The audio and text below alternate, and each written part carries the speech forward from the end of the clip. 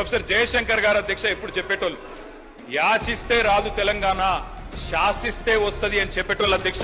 ఇప్పుడు కూడా అదే చెప్తా ఉన్నాం తెలంగాణ ప్రజలకి, యాచిస్తే రాదు, శాసించే స్థితిలో తెలంగాణ ఉండాలి అధ్యక్ష. జల్లను గుంపు చేసి ముందుకు నడిపాడో, కళ్ళ ముందు ఉన్నోళ్ళ ఇలువ తెలువది ఏనాడో, కాలమంతా గడిచినాక నెమరేసుకుంటారో.